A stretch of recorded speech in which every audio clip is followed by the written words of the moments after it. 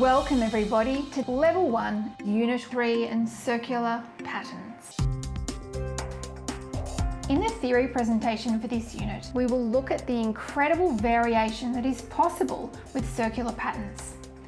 We will then embark on some drawing exercises which exemplify how small shifts in the radius of the circle and the placement of the circle center points makes all the difference to each of the patterns.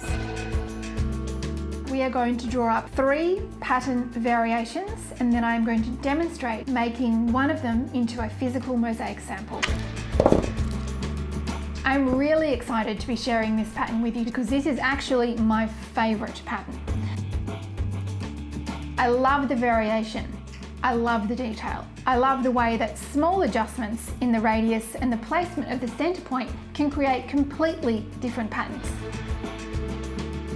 In the resource pack, you will find a range of other designs which show you just some of the options for the diversity of this pattern.